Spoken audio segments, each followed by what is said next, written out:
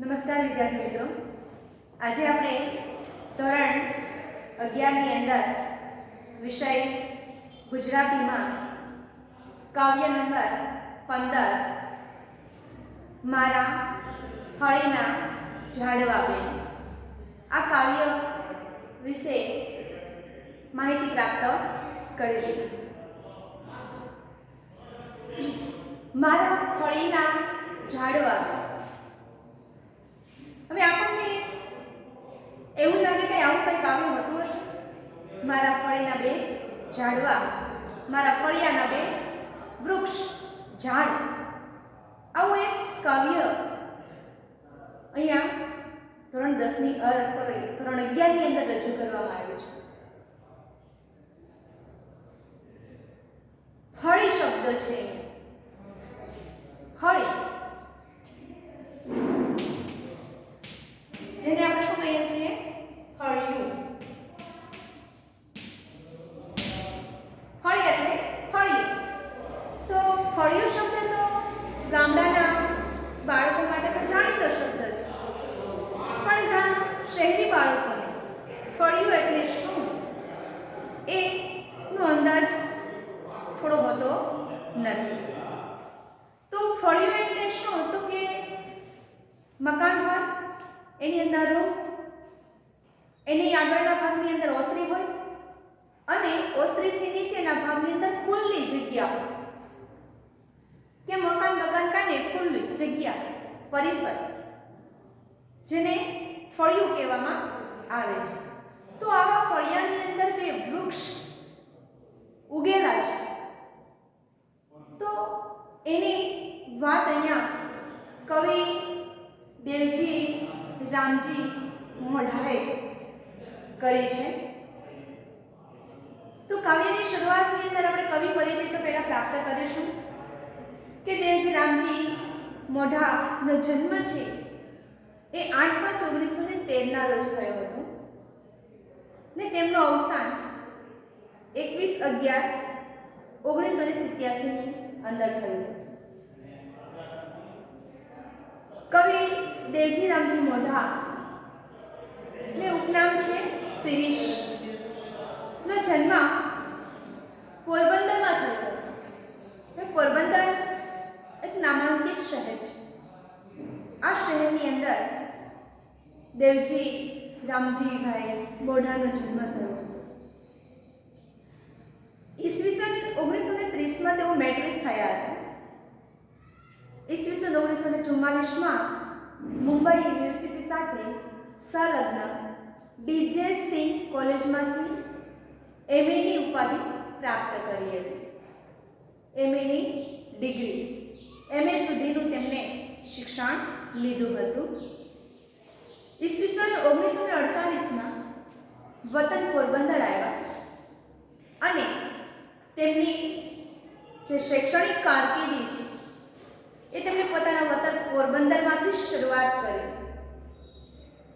તો નવયુગ વિદ્યાલયમાં તેઓ આચાર્ય તરીકે નિમણૂક થયા.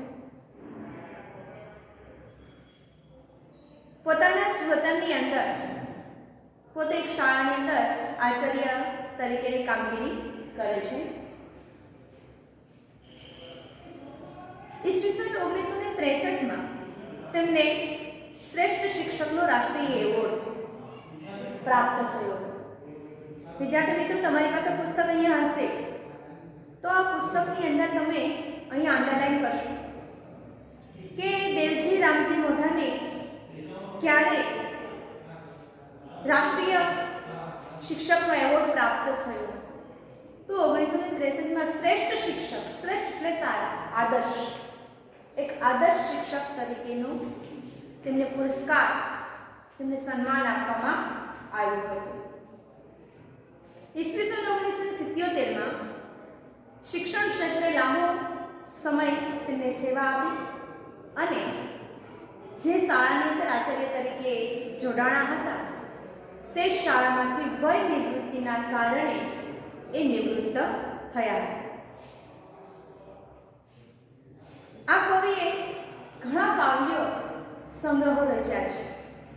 તો કયા કયા કાવ્ય સંગ્રહો તેમણે રચ્યા છે તો પ્રયાણ, શ્રદ્ધા, આરત, વનશ્રી, અનિદ્રા, રાધિકા, શિલ્પા, અમૃતા વગેરે જેવા તેમણે કાવ્ય સંગ્રહોની રચનાઓ કરી છે. તો અહીંયા પણ આપણે અંડરલાઈન કરતા જશું. તેમને પ્રકૃતિ પ્રેમ. હવે આ કાવ્યો પરથી આપણને ખ્યાલ તો આવે છે કે કવિ પ્રકૃતિ પ્રેમી હોવા જોઈએ, પ્રકૃતિને પ્રેમ કરતા હોવા જોઈએ. માટે એમને પ્રકૃતિ પ્રેમ, સામાજિક અસમાનતા અને દેશપ્રેમના કાવ્યોની રચનાઓ તેમણે કરી છે.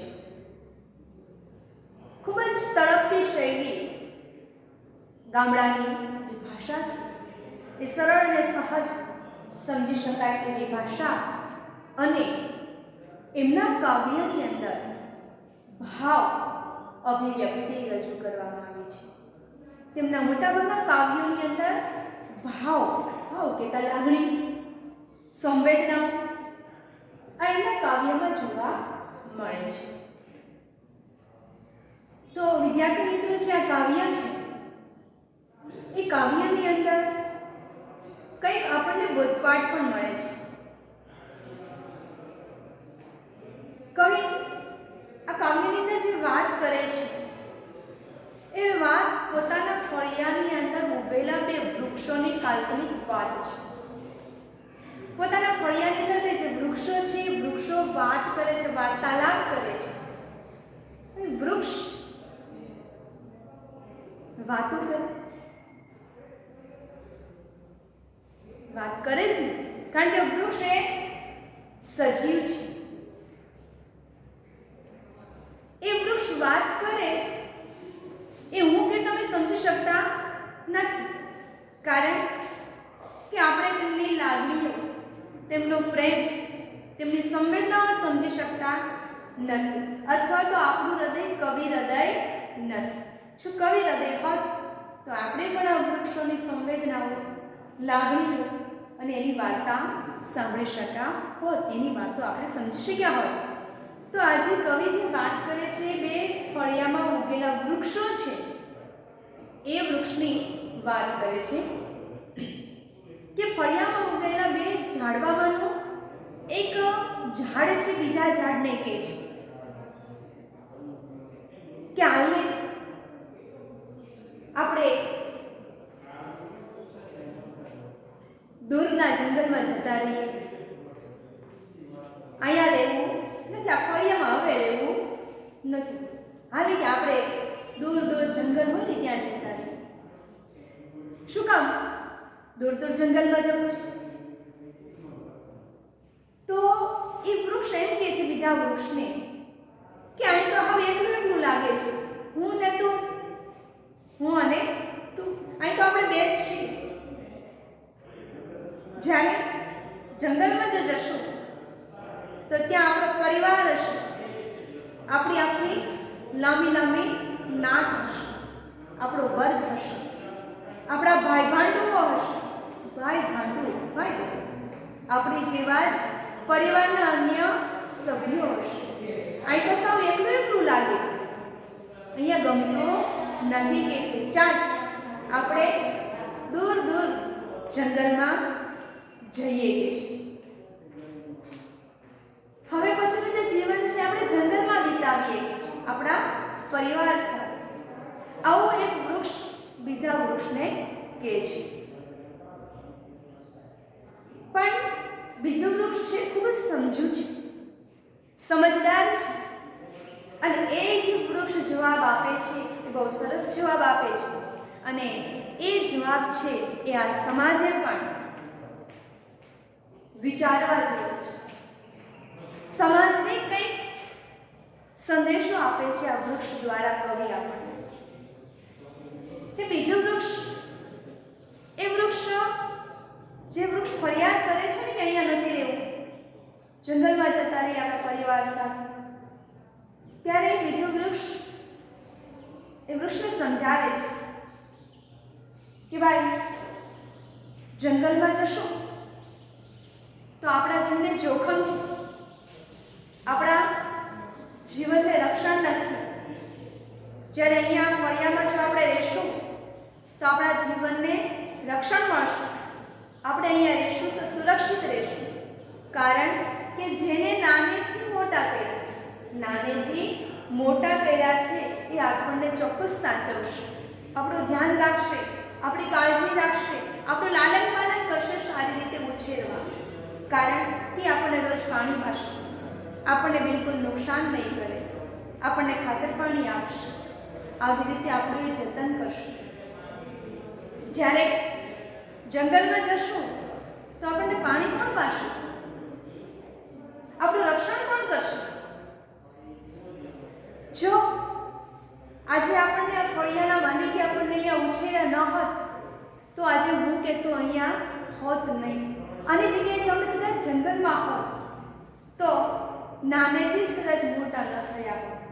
કારણ કે ત્યાં આપણું કોઈ રક્ષણ કરવાવાળું હતું નહીં, ત્યાં આપણને કોઈ પાણી પાવાવાળું નહોતું. કદાચ ઉગીને ઊભા થયા હોત અને સુકાઈ ગયા હોત, કદાચ ઉગીને ઊભા થયા હોત ને આપણી પર તે સુરક્ષિત વાડ જો ન હોત તો કોઈ માલઢોર આવીને આપણને ખાય છે.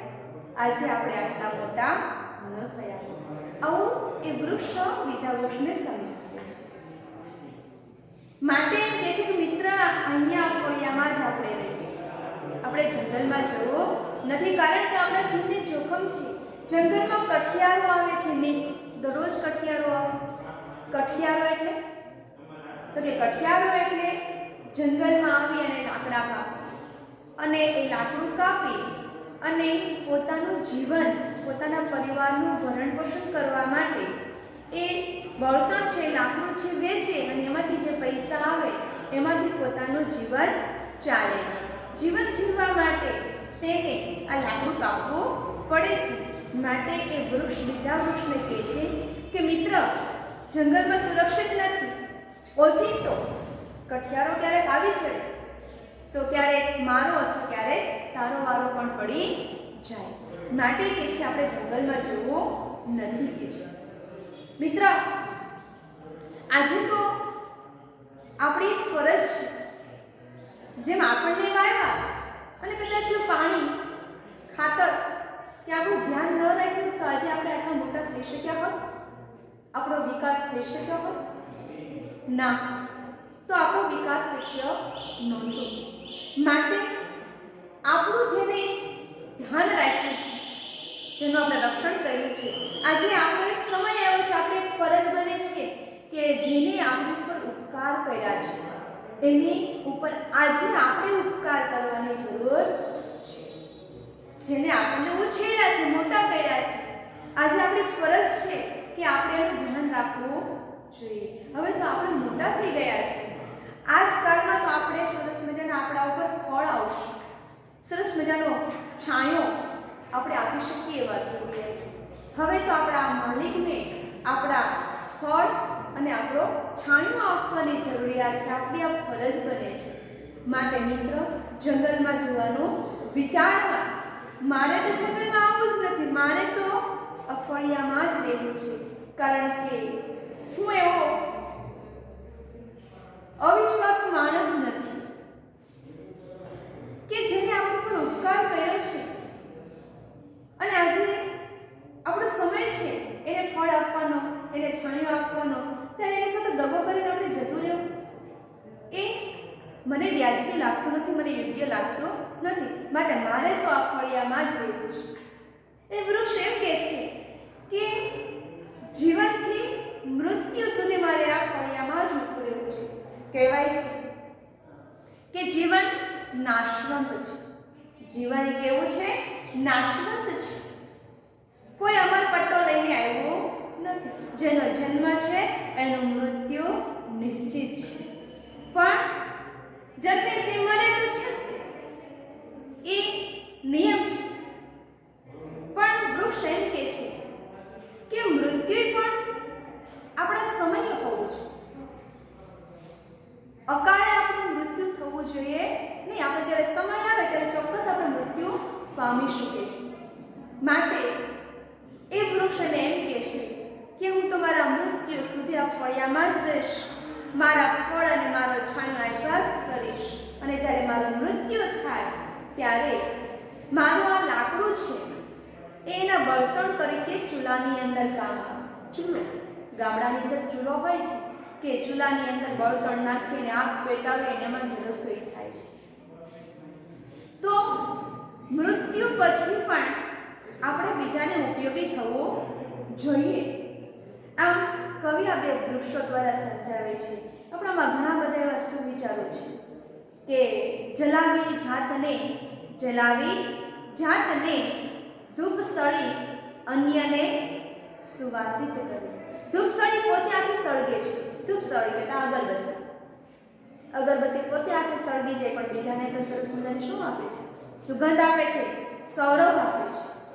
એમ કવિ આ બે વૃક્ષોના દ્રષ્ટાંતો દ્વારા આપણને શું સમજાવે છે કે કોઈએ કરેલા કામ છે એને આપણે ભૂલી જવા જોઈએ નહીં. આપણે દરેકને ઉપયોગી થવા જોઈએ. મનુષ્ય જીવતા તો ઉપયોગી થાય જ છે પણ તેના મૃત્યુ પછી પણ આપણે કોઈને ઉપયોગી થઈએ એવી વાત આ વૃક્ષ દ્વારા કવિ સમજાવે છે. એટલે કે માનવ જીવનની સાર્થકતા અન્યને ઉપયોગી થવામાં છે. આપણું જીવન છે, મનુષ્યનું જે જીવન છે એ બીજાને ઉપયોગી થવામાં છે, નહીં કે બીજાને નડતરરૂપ થવામાં. આ વસ્તુ કવિ આ બે વૃક્ષોના રૂપક દ્વારા આપણને સમજાવે છે. તો આખા કાવ્યનો સારાંશ શું છે? નાનો અર્થ છે કે ઉપકારનો બદલો ઉપકારથી આપવો જોઈએ. આપણા કરેલા કામ આપણે ક્યારેય ભૂલવા જોઈએ નહીં કે છે. આમ કવિ આપણને બીજાને ઉપયોગી થવાની વાત કરે છે. હવે આપણે આખું કવિતા સમજીએ. મારા ફળીના ઝાડવા બે હતા, કરતા એક દી વાતો. મારા ફળીના ઝાડવા બે હતા, કરતા એક દી વાતો. એક કહે હદ થાય હવે, નહીં ભાડું બીજોગ ખમાતો. નહીં ભાડું બીજોગ ખમાતો. ચાલે અહીંથી ચાલતા થાય, ચાલે અહીંથી ચાલતા થાય, આગે વનમાં જઈએ. શું કહે છે એક વૃક્ષ બીજા વૃક્ષને? કે કવિ એમ કહે છે કે મારા ફળિયામાં બે ઝાડવા હતા, એ એકદી વાતો કરતા હતા. શું વાત કરતા હતા? તો એક વૃક્ષ બીજા વૃક્ષને કહે છે હવે તો હદ થયું, હવે સહન થતું નથી કે છે. અત્યાર સુધી બહુ સહન કર્યું એકલા જીવન જીવવાનું, હવે આ એકલાપણું જીરવાતું નથી, હવે એકલા જીવવું નથી કે છે. ચાલને આપણા જ્યાં ભાઈ ભાંડુઓ છે, આપણો પરિવાર છે, આપણા જ્યાં ભાઈ બહેનો છે, આપણો પરિવાર છે, આપણે જેવા ઘણા બધા વૃક્ષો છે ત્યાં જઈએ. ચાર કે છાંયથી ખૂબ દૂર રહીએ જ્યાં જંગલ છે. હવે આ એક વૃક્ષનો સંવાદ આવો છે ત્યારે બીજું વૃક્ષને જવાબ આપે છે. શું કહે છે? બીજું કહે એમાં જીવનું જોખમ નીંદ આવે કઠિયારા. એમાં જીવનું જોખમ છે, નીંદ આવે કઠિયારા. આવે ઓચિંતાના ચલાવે, આપણા પર કુઠારાના મારા. શું કહે છે કે જંગલમાં જશું તો આપણા જીવને જોખમ છે. ત્યાં તો રોજ નીંદ કહેતા રોજ કઠિયારો આવે છે લાકડા કાપવા.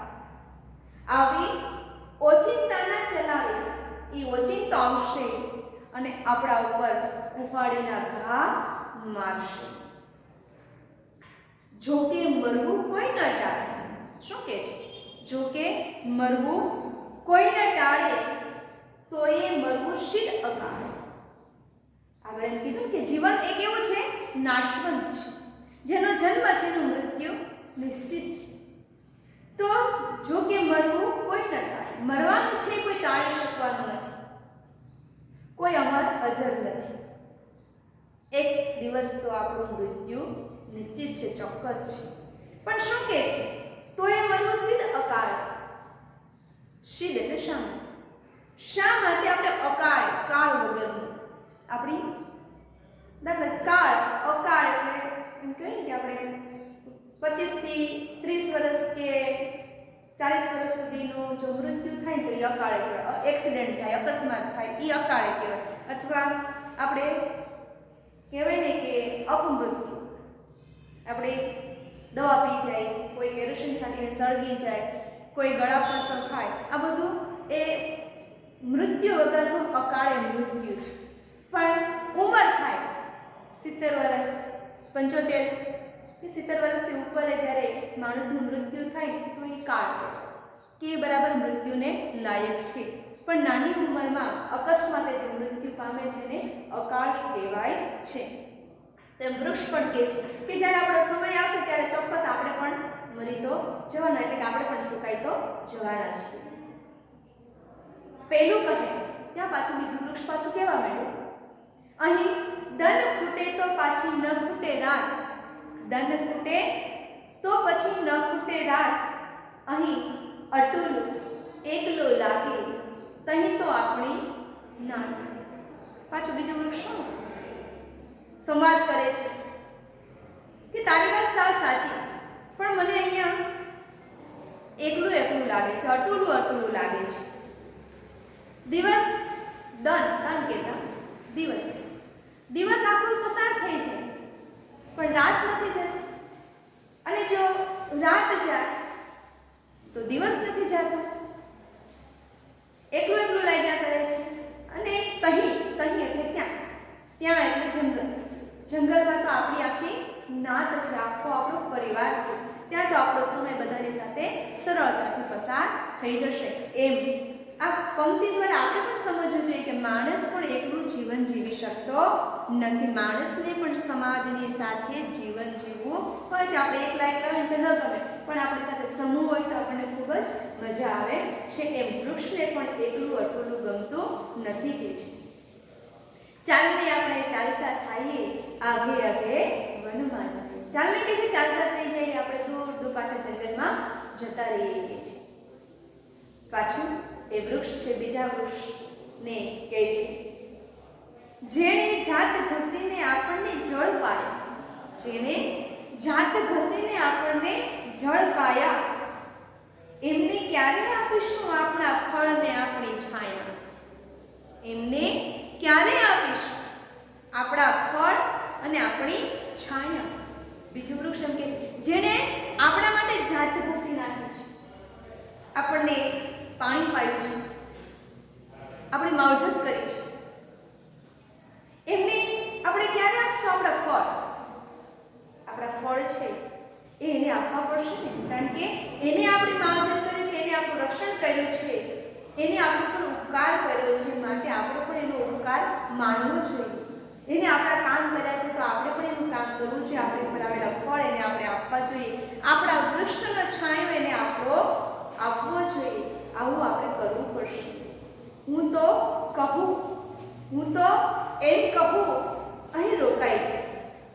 મિત્ર મારું માને ને તો આપણે અહીંયા ફળિયામાં જ રોકાઈ જઈએ અને કહે છે કે જો મારે તો અહીંયા જ રોકાવું છે, એના ચૂલામાં ઈંધણ થાય કે છે કે મિત્ર આપણે આ ફળિયામાં જ રોકાઈએ, આપણે એનો ઉપકારનો બદલો ઉપકારથી આપી દઈએ અને આપણો અંત સુધી, મૃત્યુ સુધી આપણે એને ઉપયોગી થાય. આપણા મૃત્યુ પછી પણ આપણું જે લાકડું છે એ લાકડું એના ઈંધણ તરીકે, એના બળતણ તરીકે એને ચૂલાની અંદર કામ આવે. આમ કવિએ આ બે વૃક્ષોના દ્રષ્ટાંતો દ્વારા આપણને ઉપકારનો બદલો ઉપકારથી આપવો જોઈએ અને માનવ જીવનની સાર્થકતા અન્યને ઉપયોગી થવાની છે એ વાત સમજાવે છે. આના સવાલ જવાબ તમે નોટબુકની અંદર નોટ કરી લેશો.